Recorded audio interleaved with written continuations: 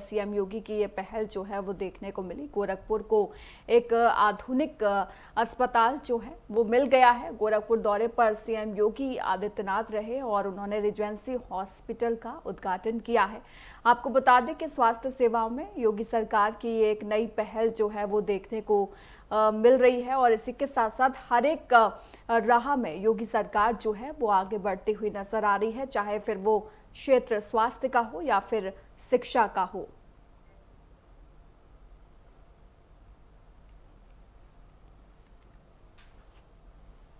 तो नए नए आयाम जो हैं वो योगी सरकार के द्वारा गढ़े जा रहे हैं।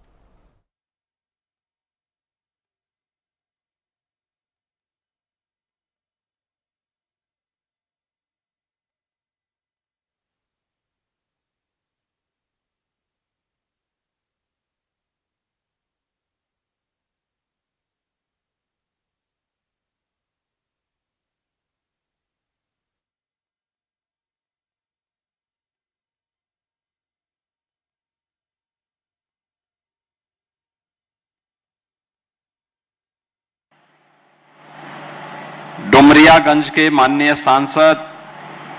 श्री जगदंबिका पाल जी, गोरखपुर के महापौर doctor Manglesh Srivastava ji,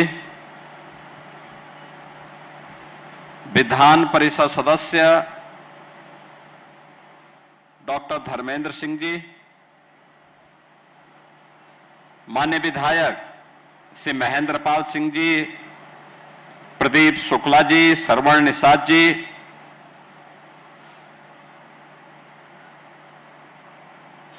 Regency hospital के प्रबंध निदेशक श्री अतुल कपूर जी, सीओ श्री अभिषेक कपूर जी और रिजेंसी हॉस्पिटल की गोरखपुर की परिकल्पना को आगे बढ़ाने वाले एक युवा उत्साही उद्यमी श्री तन्मय मोदी जी, उनके परिवार के सभी सदस्यगण,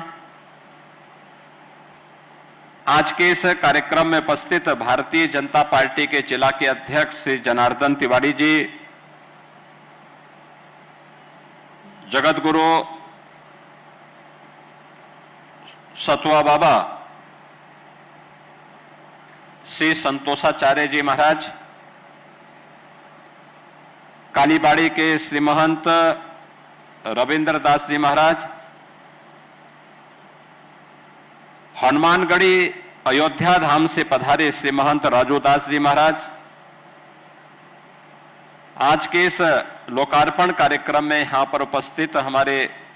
उत्तर प्रदेश के प्रमुख उद्यमी श्री चंद्र प्रकाश अग्रवाल जी, उत्तर प्रदेश महिला आयोग की उपाध्यक्ष श्रीमती चारू चौधरी जी, भारतीय जनता पार्टी के क्षेत्रीय युवा कोषाध्यक्ष श्री पुष्पदंत जैन जी, डॉक्टर अवधेश अग्रवाल जी और आज के इस कार्यक्रम में उपस्थित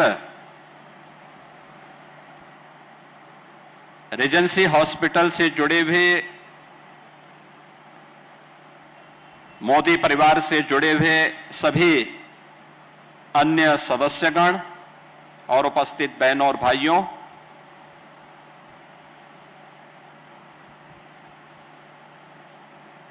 एक मल्टी सुपर स्पेशलिटी हॉस्पिटल के लिए रिजेंसी परिवार को और मोदी परिवार को मैं गोरखपुर और पूर्वी उत्तर प्रदेश वासियों की ओर से हृदय से धन्यवाद देते हुए इस लोकार्पण कार्यक्रम के अवसर पर अपनी शुभकामनाएं देता हूं।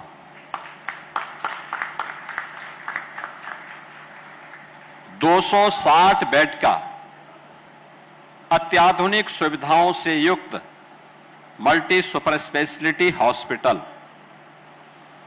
यह अपने आप में एक उपलब्धि है, एक बहुत बड़ी उपलब्धि है। जिसमें एक छत के नीचे वे सभी उपचार की सुविधाएं उपलब्ध होंगी, चाहे वह कार्डियोलॉजी से जुड़ा हुआ हो, नेफ्रोलॉजी से जुड़ा हुआ हो, न्यूरोलॉजी से या न्यूरोसर्जरी से जुड़ा हुआ हो, यूरोलॉजी से जुड़ा हुआ हो या ऑन्कोलॉजी से जुड़ा हुआ। ऐसे लगभग 7-8 सुपर स्पेशलिटी की वे सभी प्रकार की सुविधाएं एक छत के नीचे पूर्वी उत्तर प्रदेश, पश्चिमी उत्तर बिहार और नेपाल के लोगों को गोरखपुर में उपलब्ध हो जाए, यह अपने आप में एक बहुत बड़ी उपलब्धि है और वह भी एक औपचारिकता नहीं, नाम के अनुरूप ही पूरी तन्मयता के साथ तन्मय मोदी जी ने अपनी मेहनत और अपनी क्षमता का परिचय देकर के उस प्रकार की सुविधाएं दी हैं। मॉड्यूलर ओटी, जिसमें इन्फेक्शन की संभावना 0, कैथ लैब, आईसीयू की फैसिलिटी, 80 बेडेड का आईसीयू, अब तक का सबसे बड़ा आईसीयू। पूरा हॉस्पिटल में आप देखेंगे किस प्रकार की उन सभी सावधानियों को ध्यान रखा गया है जिनको लेकर के अक्सर जिन बातों को लेकर के इन्फेक्शन फैलता है। हम ये मानते हैं कि हॉस्पिटल उपचार का माध्यम है, हां ये सच है, लेकिन उसका दूसरा पक्ष भी है कि अगर हमने वहां पर सतर्कता और सावधानी नहीं बरती तो वह एक नया इन्फेक्शन का भी माध्यम बनता है और वह मरीज के लिए जानलेवा होता है। उन सभी बातों को ध्यान में रख करके इस नए सुपर स्पेशलिटी हॉस्पिटल जो रेजेंसी के साथ मिलकर के यहां पर आज शुभारंभ किया जा रहा है, यह इस क्षेत्र की 5 करोड़ आबादी के लिए एक स्वास्थ्य सुविधा का बेहतरीन केंद्र बनेगा, इसमें कोई संदेह नहीं होना चाहिए। बहनों और भाइयों, रेजेंसी हॉस्पिटल कानपुर से अपनी यात्रा प्रारंभ किया है। कानपुर में हेल्थ सेवाओं का बैकबोन के रूप में रेजेंसी हॉस्पिटल ने अपनी सेवाएं प्रारंभ की और वहां पर उत्तर प्रदेश सरकार के द्वारा संचालित गणेश शंकर विद्यार्थी मेडिकल कॉलेज के साथ ही रेजेंसी हॉस्पिटल, क्योंकि मुझे भी 1-2 बार वहां पर देखने के लिए, पेशेंट को देखने के लिए जाना पड़ा था जब वहां पे एक बार कानपुर देहात में एक बड़ी दुर्घटना हो गई थी।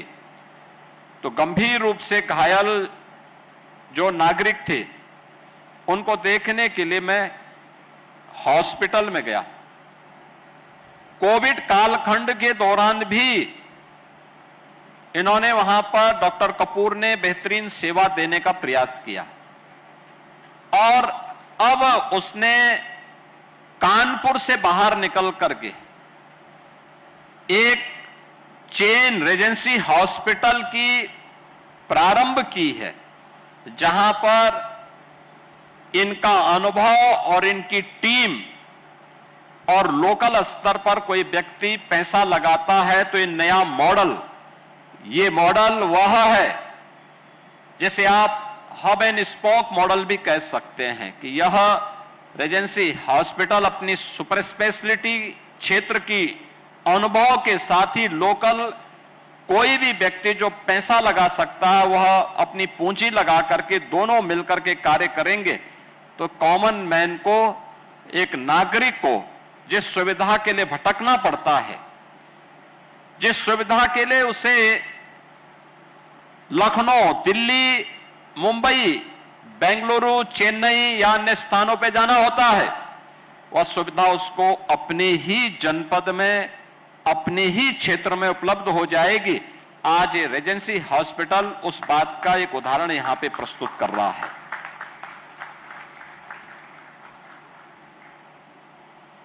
ये पूर्वी उत्तर प्रदेश है आज से 10 वर्ष पहले स्वास्थ्य के बुरे हाल थे, सुविधाओं के बुरे हाल थे, सरकार भी उदासीन थी और नागरिक सुविधा न होने के कारण जैसे तैसे अपना जीवन यापन करता था। लेकिन देश के अंदर स्वास्थ्य क्षेत्र में परिवर्तन होना ही चाहिए,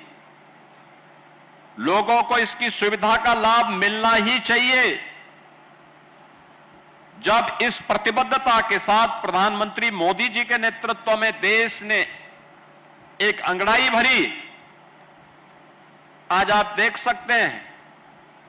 कितने बड़े पैमाने पर परिवर्तन हुआ है। आज से 10 साल 11 साल पहले स्थिति यह थी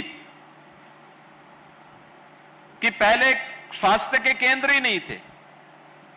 पूर्वी उत्तर प्रदेश में आप स्वास्थ्य की बात करते हैं तो अकेले गोरखपुर का बीआरडी मेडिकल कॉलेज, और वह भी बीमार था, यानी मेडिकल कॉलेज ही बीमार था। आज आप बीआरडी मेडिकल कॉलेज की सुविधा को देखिए,